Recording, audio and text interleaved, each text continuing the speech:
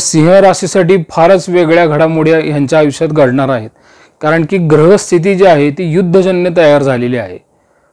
गुरु सारखा बलवान ग्रह दशमातून जातो आहे, शनी सारखा बलवान सुद्धा सप्तमातून जातो आहे आणि मंगळासारखा अधिकारी लाभस्थानातून जातो आहे। म्हणजे सिंह राशीच्या लोकांसाठी ग्रहस्थिती मोठ्या संधी निर्माण करेल, पण अडचणींसहित ती निर्माण करेल। सामाजिक प्रतिष्ठा पण वाढेल आणि प्रगती पण होईल। मोठ्या जबाबदाऱ्या आणि यशस्वी संधी मिळण्याची इथं शक्यता तुमच्यासाठी वाढलेली आहे मित्रांनो। आणि कसं होतं, कठोर परिश्रम ते व्यक्तीला करावेच लागतात। म्हणजे परिश्रम केल्यानंतरच तुम्हाला हा जो शनीचं गोचर सध्या चालू आहे ना, हे तुम्हाला फळ देतं, म्हणजे हे स्वाभाविक आहे। पण सिंह राशीसाठी कसं होतंय मित्रांनो, की हा जो मंगळ आहे मिथुनेत गेलेला हा वक्री आहे आणि तो लाभस्थानात आहे। आणि सिंह राशीच्या व्यक्तीचा स्वभाव कसा असतो की मी म्हणेल ती पूर्व दिशा, मी जे करतो ते सर्वतोपरी आत्मविश्वासाने करतो आणि त्याला यश मिळतेच। आणि शक्यतो कोणाबरोबर कॉम्प्रोमाइज न करून घेण्याचा स्वभाव जो असतो तो सिंह राशीच्या व्यक्तीचा असतो। हे माफ करा, काही जणांना ते मनाला लागू शकतं किंवा खटकू शकतं, पण सिंह म्हणजे कसं आहे, एक राजाची रास आहे, रवीची रास आहे। पण कधी कधी मित्रांनो कसं आहे, राजाला सुद्धा 4 पावलं मागं जावं लागतं बरं का। म्हणून सिंह राशीच्या यशस्वी वाटचालीसाठी आपण सिंह राशीचा स्वभाव जो आहे तो थोडाफार शरण जाणं गरजेचं असतं समोरच्या घडणाऱ्या घटनांसाठी। ठीक आहे, तुम्ही स्वतःच्या ताकदीने मार्ग शोधताल, या कालखंडात तुमच्या धैर्याची परीक्षाही होईल, पण विजयही तुमचाच असेल ना। पाराशरी होराशास्त्रामध्ये एक सांगितलं आहे की दशमे गुरौ सदा राजयोग, म्हणजे दशम भावात गुरु असेल ना तर व्यक्तीला राजसुख आणि मान सन्मान उच्च पद प्राप्त होण्याची शक्यता असते। ही वेळ जी आहे ना, तुमच्या प्रतिभेचे योग्य मूल्यमापन करून मोठ्या संधी मिळवण्याची आहे। करिअर आणि व्यवसायाबाबत जर आपण विचार केला ना तर यशस्वी संधी आणि जबाबदाऱ्या पडू शकतात बघा।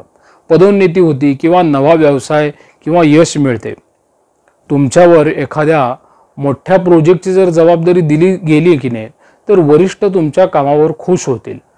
आणि तुम्ही व्यावसायिक असाल तर तुमच्या उद्योगात नवीन संधी पण मिळतील बघा। गुरुना लभ्यते राज्यम, गुरुच्या कृपेने उच्च पद आणि प्रतिष्ठा मिळते। आणि सिंह राशीसाठी ही गोष्ट चांगली आहे की गुरुचंच गोचर दशम स्थानातून होत आहे, त्यामुळे आत्मविश्वासाने जावा पुढे तुम्ही। फक्त तो आत्मविश्वास जो आहे तो अहंकार वाटायला नको आहे। भाग्याच्या जोरावर संधी मिळतील तुमच्या आयुष्यात जर मार्गदर्शक तुमचे किंवा ज्यांना तुम्ही गुरुचं स्थान मानता की नाही त्यांचा तुम्हाला पाठिंबा मिळेल, वरिष्ठांचा पाठिंबा मिळेल। विदेशी कंपनीत जर तुम्ही काम करत असाल तर उत्तम तुमच्या करिअरमध्ये प्रोग्रेस होण्याची पण शक्यता आहे। आणि इथं त्याचबरोबर शनीचं जे गोचर आहे ना ते शनीचं गोचर सुद्धा तुमच्यासाठी फेवरेबल आहे।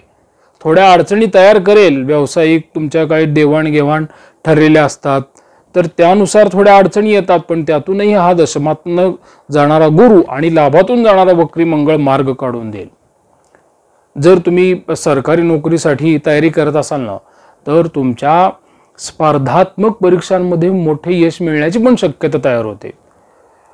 तसेच कोणत्याही क्षेत्रात तुम्हाला चांगले प्रतिसाद मिळतील आणि लाभदायक संधी पण मिळतील।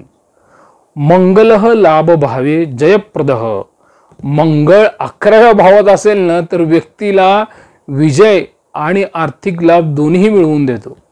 स्पर्धात्मक परीक्षांसाठी ही सर्वोत्तम वेळ असेल। फक्त मेहनतीला तुम्ही उत्तम फळ जे आहे ते मिळण्यासाठी थोडंसं सतर्क राहणं गरजेचं असतं। कष्टांवरती फक्त विश्वास ठेवून चालत नाही, सध्याच्या जगामध्ये तुम्ही प्रत्येक परिस्थितीमध्ये अलर्ट राहून योग्य निर्णय घेणंही गरजेचं असतं। तुमच्या व्यवसायात उदाहरणार्थ नवीन भागीदार तुम्ही जोडलेले आहेत तर एखादी मोठी डील फायनल होण्याची शक्यता तिथं आहे, पण तिथं सुद्धा तुम्ही विचार करून निर्णय घ्या। त्या व्यक्तीचं बॅकग्राऊंड नीट पडताळून मगच भागीदारी करा। धनम बुद्धया वर्धते, योग्य बुद्धीनेच धनवृद्धी होत असते बघा। नाहीतर पार्टनर आणि तुमच्यामध्ये कुठेतरी खटके उडण्यास सुरुवात होते आणि व्यवसायाचं गणित कुठेतरी अडकून पडतं। हा, एक गोष्ट चांगली की लाभस्थानात मंगळ होते म्हटल्यावर अचानक धनलाभ होतील किंवा अचानक मोठं कामही मिळेल। जर तुम्ही शेअर मार्केट किंवा मालमत्ता गुंतवणूक केली असेल ना, तर त्यातून तुम्हाला बऱ्यापैकी थोडाफार नफा मिळू शकतो. जास्तच्या अपेक्षा सध्या ठेवणं गरजेचं म्हणजे आवश्यक नाहीये, ते तर शक्यता कमीच आहे त्या गोष्टीची. कौटुंबिक आणि वैवाहिक जीवनाचा विचार केला तर संवाद वाढवा आणि अहंकार मात्र बाजूला ठेवणं गरजेचं आहे. आणि आता कसं होतंय की रवीचं गोचर जे आहे ते 15 फेब्रुवारी नंतर तुमच्या राशीच्या सप्तम भावातून होणार आहे. मग तुमच्या जोडीदारासोबत थोडे मतभेद होऊ शकतात, कारण की सूर्य सप्तम भावात अहंकार वाढवतो. पण जर तुम्ही शांतपणे संवाद साधला तर नाते अधिक मजबूत होते. संपर्कात सौजन्यम सुखदम भवती. सौजन्याने म्हणजे नम्रतेने संवाद केल्यास नेहमी मनाला शांतता आणि सुखप्राप्ती होतच असते. अहंकार बाजूला ठेवा आणि प्रेमाने संवाद साधा. शिवाय शनीचं गोचर जे आहे ते सप्तम स्थानातून होत आहे, त्यामुळे तुम्ही तुमच्या पत्नीच्या थोड्या आरोग्याची काळजी घेणं गरजेचं असतं. म्हणजे तुमच्या पत्नीच्या आरोग्याची विशेष काळजी तुम्ही घेणं तर गरजेचं आहे, पण वेळोवेळी वैद्यकीय सल्ला मात्र घेत राहा. बघा, घरातील काही वडीलधाऱ्या व्यक्तींची सेवा करा आणि त्यांचं पुण्य मिळवण्याची तुम्हाला फार गरज आहे सध्या. आरोग्य, मनशांती आणि संयम ह्यावरती तुम्ही लक्ष ठेवणं फार गरजेचं आहे, कारण की सप्तमातला जो रवी आहे की नाही तो थोडा मानसिक ताण वाढवतो आणि अचानकच वाढवतो. काय झालं हे लोकांना लक्षातच येत नाही कधी, पण ताण वाढलेला असतो, त्यामुळे अशा समस्या येऊ शकतात. आरोग्यम परमो धनम. आरोग्य हेच खरे धन असते, हे सर्व पैसे कमवणाऱ्या व्यक्तींनी थोडंसं मनावर बिंबवून घेतलं पाहिजे. सिंह राशीसाठी निष्कर्ष काय असू शकतो? सिंह राशीसाठी मोठ्या संधी आणि जबाबदारी येतील. करिअरच्या दृष्टिकोनातून मोठ्या जबाबदारी मिळतील. यश आणि प्रतिष्ठाही वाढेल. आर्थिक स्थितीचा विचार केला तर व्यवसायात वाढ, अचानक धनलाभ, पण विचारपूर्वक गुंतवणूक करणं गरजेचं आहे. कौटुंबिक जीवनाचा विचार केला तर जोडीदाराशी अहंकार मात्र टाळा आणि पत्नीच्या आरोग्याची काळजी घेणं गरजेचं आहे. त्याचबरोबर वडिलांच्याही आरोग्याची काळजी घेणं गरजेचं आहे. मानसिक ताण थोडा वाढू शकतो, पण ध्यान करा, तुमच्या गुरूंचा मंत्र जाप करा, गुरूंची सेवा करा. सिंह राशीच्या जातकांसाठी व्यवसायाच्या दृष्टिकोनाने आणि करिअरच्या दृष्टिकोनाने तुम्हाला हा गुरु जो आहे तो अत्यंत लाभदायक आहे. त्याचबरोबर मंगळ सुद्धा अत्यंत लाभदायक आहे. हा लाभस्थानातून जाणारा मंगळ जो आहे ना मित्रांनो, तो एखादी हातातून निघालेली गोष्ट परत तुमच्याकडे आणून देतो.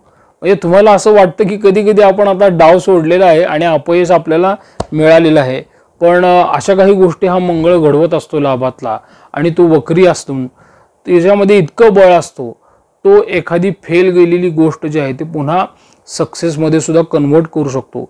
इतकी शक्ती जी आहे त्या लाभस्थानातून गोचरीने जाणाऱ्या मंगळामध्ये असते. मित्रांनो, व्हिडिओच्या खाली जरूर तुमची प्रतिक्रिया देत राहा.